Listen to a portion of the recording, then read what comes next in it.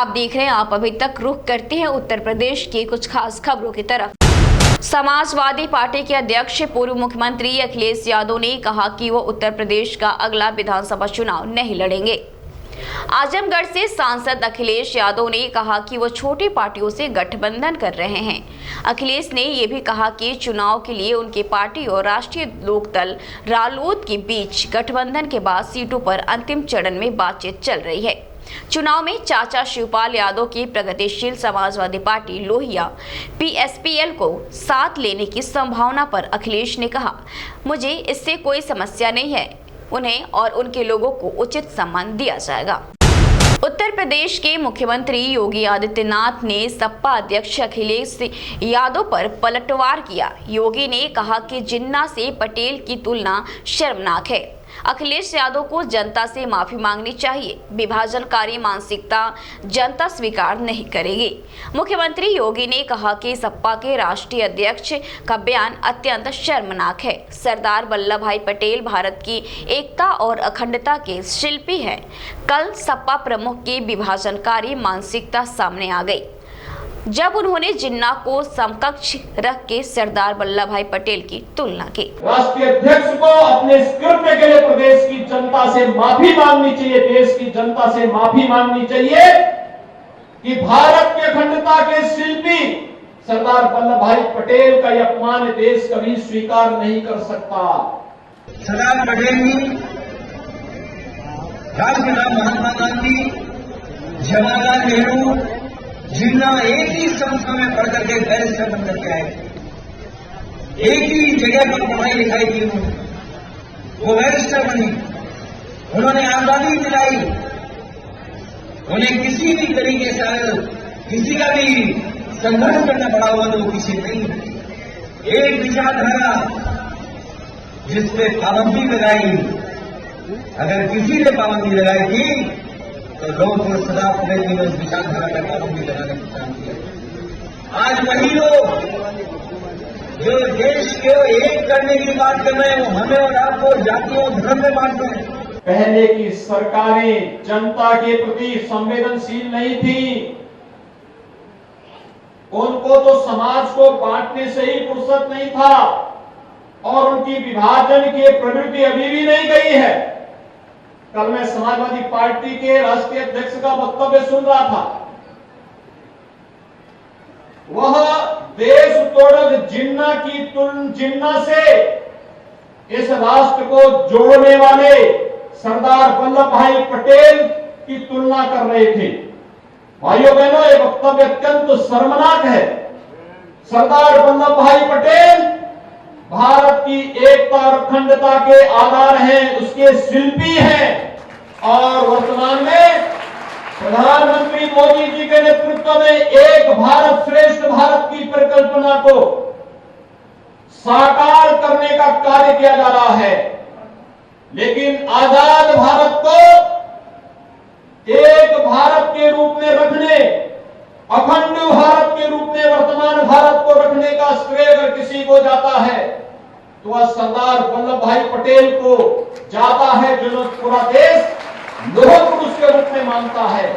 लेकिन कल उनका वह विभाजनकारी मानसिकता एक बार फिर से सामने आ गई जब उन्होंने सरदार पटेल को जिन्ना के समकक्ष रख करके देश तोड़क जिन्ना को महिमामंडित करने का प्रयास किया है। मुझे लगता है भारत की जनता विभाजनकारी मानसिकता को कभी स्वीकार नहीं करेगी और उत्तर प्रदेश की जनता को हरगिज स्वीकार नहीं करेगी। यह तालिबानी मानसिकता है जो हमेशा तोड़ने में विश्वास करता है। पहले सामाजिक ताने बानों को जाति के नाम पर और तमाम अन्य वादों के आधार पर तोड़ने की प्रवृत्ति, और जब अपने मंसूबों पर सफल नहीं हो रहे हैं तो अब महापुरुषों पर लांछन लगा करके पूरे के पूरे समाज को अपमानित करने का प्रयास हो रहा है। इस दुष्प्रवृत्ति को कतई स्वीकार नहीं किया जा सकता है और पूरे समाज को और पूरे प्रदेश को इसकी निंदा करनी चाहिए।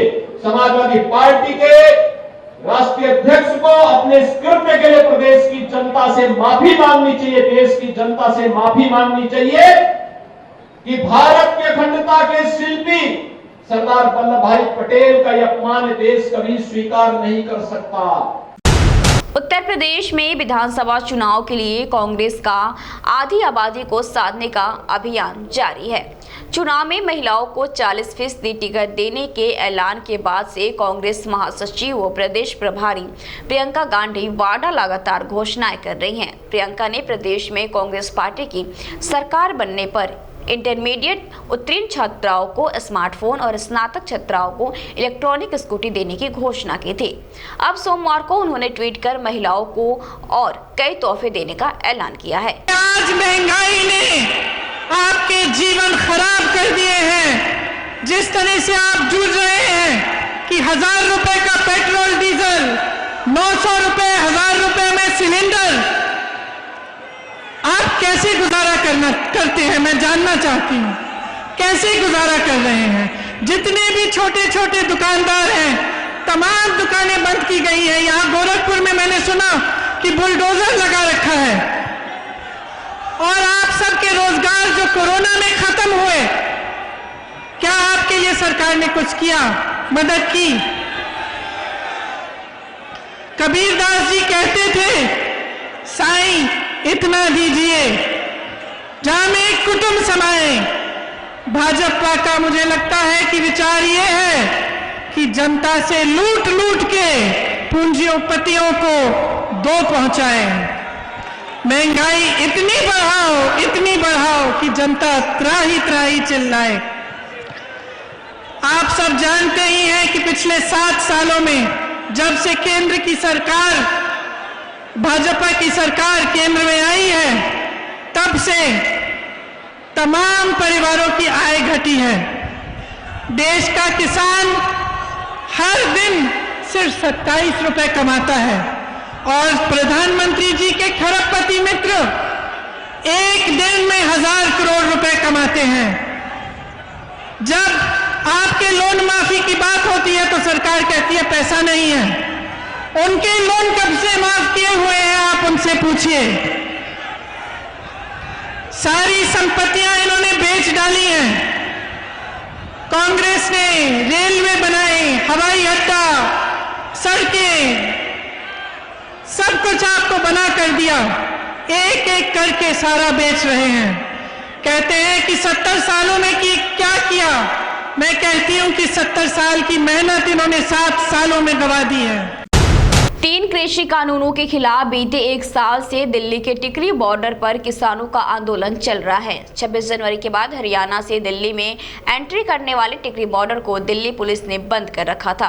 पिछले 3 दिन में दिल्ली पुलिस ने इस रास्ते को खोलने की कोशिश की है, जिससे पुलिस और किसानों के बीच विवाद की स्थिति पैदा हो गई है। किसान नेता राकेश टिकैत ने धमकी दी है कि अगर किसानों को बॉर्डरों से जबरन हटाने की कोशिश हुई तो वे देश भर में सरकारी दफ्तरों को गल्ला मंडी बना देंगे।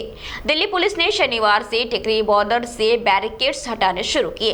किसानों में इस बात की आशंका है कि यह उन्हें हटाने की एक बड़ी साजिश है। किसानों ने आरोप लगाया है कि दिल्ली पुलिस ने समझौते से ज्यादा रास्ता खोलने की कोशिश की है। रास्ते बंद भारत सरकार ने किए हैं और हमने कहा कि जब भी रास्ते खुलेंगे 11 महीने के बाद में, सबसे पहले दिल्ली जाने का अधिकार हमारा है। ये लड़ाई लंबी चलेगी और जब भी आपको दिल्ली की कॉल होगी, इनके बहकाव में, प्रेस के बहकाव में मत आना, मीडिया के बहकाव में मत आना। ये हर रोज आपको बहकाने का काम करेंगे कि बॉर्डर सब खाली हो गए हैं। बॉर्डर कोई खाली नहीं हुआ। बॉर्डर पे आज भी ऐसे कैसे ही लोग बैठे हुए हैं।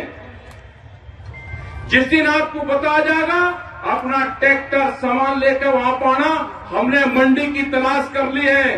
देश के प्रधानमंत्री ने कहा कि मंडी से बाहर आप कहीं पे भी सामान बेच सकते हो, अपनी फसलों को बेच सकते हो। हमको मंडी मिली पार्लियामेंट के आसपास, दिल्ली के पार्लियामेंट के आसपास मंडी है। यहाँ के पुलिस स्टेशन मंडियां हैं, यहाँ का डीएम एसएसपी का ऑफिस मंडी है। अगर गाजीपुर, सिंगू, ढासा, टिकरी, अगर उस बॉर्डर की तरफ आपने आंख उठाने की भी, देखने की जरूरत करी तो उत्तर प्रदेश, हरियाणा, पूरे पंजाब, पूरे देश भर के थाने टीएमटीसी एसपी के ऑफिस में वहां पे किसान अपना माल लेकर जाएगा। जरूरत नहीं करना, अगर हमारा एक झंडा एक कार्यकर्ता भी वहां पे है तो पूरे देश का किसान गाजीपुर, सिंगू, ढांसा, टिकरी बॉर्डर पर बैठा हुआ है। आज भी बहुत जगह आंदोलन देश में चले हुए हैं, घबराने की जरूरत नहीं। देश की आजादी की लड़ाई 90 वर्ष तक चली थी। ये भी किसान मजदूर मेरे नौजवान जो साथी हैं उसकी लड़ाई है, आजादी की लड़ाई है। ये लड़ाई लंबी। फिलहाल उत्तर प्रदेश की खास खबरों में इतना ही। आप देखते रहिए आप अभी तक।